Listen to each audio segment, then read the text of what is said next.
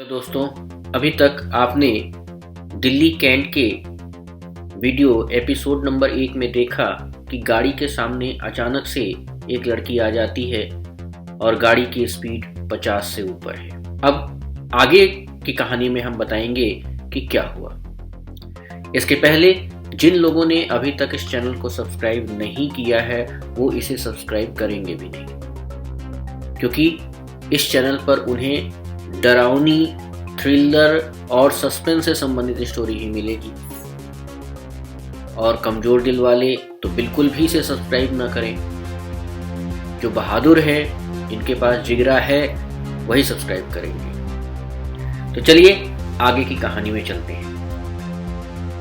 नवीन के कहने पर मैंने गाड़ी तेजी से दाएं तरफ काटा और आगे बढ़ गए। गाड़ी की रफ्तार थोड़ी तेज करनी पड़ी, लेकिन ये क्या, रियर मिरर में अभी भी वो भूतिया साया दिख रहा था और लगातार पीछा कर रहा था। मैंने गाड़ी की स्पीड और तेज कर दी। गाड़ी अब 70 की स्पीड से चल रही थी, लेकिन ये क्या, ये तो गजब हो गया। नवीन चिल्लाया, सर बाएं तरफ देखिए। मैं डर के मारे बाएं तरफ देख नहीं रहा था। मेरी निगाह सामने की तरफ थी कि कहीं ऐसा ना हो कि गाड़ी एक्सीडेंट कर जाए। मैंने बाहर देखा तो चारों तरफ खूब अंधेरा। लाइट अगर बंद कर दी जाए गाड़ी की तो कुछ भी दिखाई नहीं पड़ेगा। इस वजह से दाएं बाएं देखना खतरे से खाली नहीं था। फिर भी मैंने हिम्मत करके बाएं देखा, और जैसे ही बाएं देखा तो लगा कोई सफेद रंग की आकृति हवा में कार के समांतर यानी पैरेलल झूल रही है। आज जब मैं आपको कहानी सुना रहा हूं तो मेरे रोंगटे खड़े हो जाते हैं, ये देख करके, ये सोच करके कि कितना भयानक मंजर था वो। और वो साया गाड़ी के समानांतर चल रही थी, यानी गाड़ी के पैरेलल वो उड़ रही थी। इसको दौड़ना नहीं कहेंगे, क्योंकि 70 की स्पीड से चलना किसी मनुष्य के लिए नामुमकिन है। इसके बाद अचानक से नवीन चिल्लाता है, मेरा हाथ पैर ठंडा क्यों हो रहा है? ऐसा लग रहा है जैसे किसी ने बर्फ रख दिया हो। मैंने फिर हिम्मत करके बाएं तरफ देखा तो शीशे पर एक हाथ ऐसे लहरा रहा था जैसे कोई जबरदस्ती शीशे को तोड़ करके अंदर घुसने की कोशिश कर रहा हो। नवीन डर के मारे सीट पर चिपट गया। सीट बेल्ट बंधा होने के नाते वो इधर उधर सरक नहीं पा रहा था। उसने कहा कि लगता है मेरे कंधे पर किसी ने बर्फ की बहुत बड़ी सिल्ली रख दी है। मेरा पूरा शरीर ठंडा हो रहा है। घुप अंधेरे की वजह से सफेद आकृति बिल्कुल साफ नजर आ रही थी।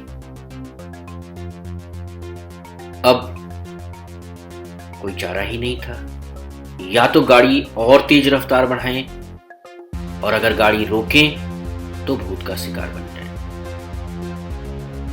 मैंने अपने आप को स्टीयरिंग पर बिल्कुल बिना डरे अपने को बैठाए रखा।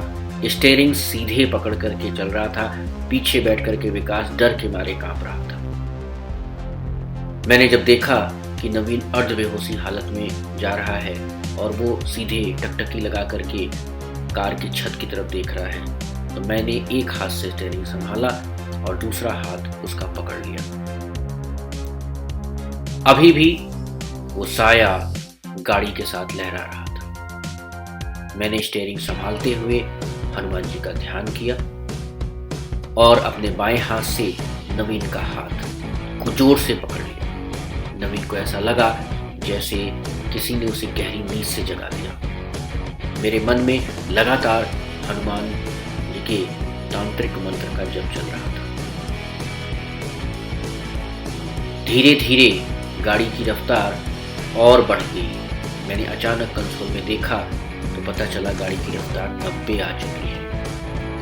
अभी भी हनुमान जी के तांत्रिक मंत्र का जाप लगातार मेरे मन में चल रहा था और शायद इसके प्रभाव से या कुछ और, मुझे नहीं पता, लेकिन वो साया धीरे धीरे गाड़ी को छोड़ दिया और बहुत दूर सड़क पर पैदल चलते हुए नजर आए, जिसकी परछाई मेरे रियर मिरर में साफ दिख रही थी। उस दिन नवीन की जान बच गई। नवीन जब होश में आया तो उसने बताया, मुझे पता नहीं क्या हो रहा था, ऐसा लग रहा था जैसे किसी ने अपने ठंडे हाथ मेरे ऊपर रखे हैं और वो हाथ ही नहीं था, बर्फ की सिल्ली थी। फिर अचानक से न जाने कहां से कोई हाथ मेरा पकड़ लिया और वो हाथ गर्म था। यह हाथ किसी और का नहीं बल्कि ये मेरा हाथ था जिससे मैंने उसे थामा था। ये कहानी बिल्कुल सच है, आप बीती है, लेकिन इस कहानी में ये डर कहाँ से आया, ये चीज़ें क्या है, इसके बारे में हम लोगों ने पता किया।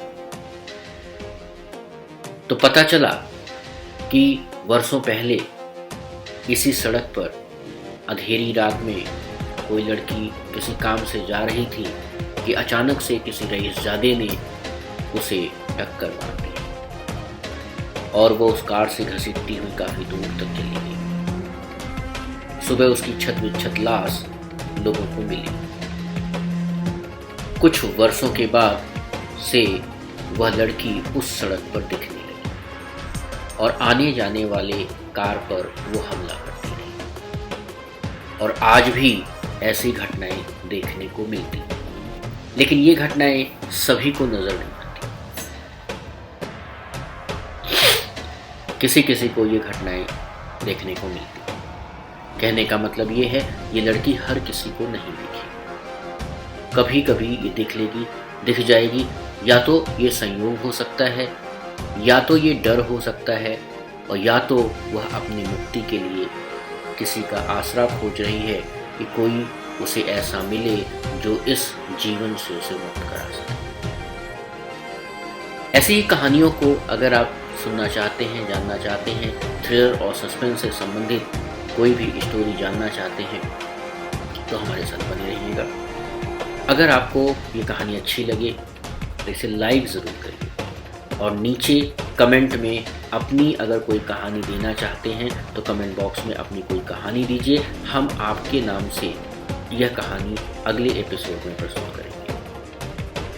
तो कोई भी व्यक्ति जो अपनी आप बीती सुनाना चाहता है, अपनी आप बीती उसने कहीं देखा है, तो वह हमारे साथ जुड़ सकता है। हमारे इस चैनल के किसी भी एपिसोड में जाकर के कमेंट बॉक्स में अपनी कहानी वो दे सकता है अथवा हमारे दिए गए मेल आईडी पर भेज सकता है। हमेशा उसका स्वागत है।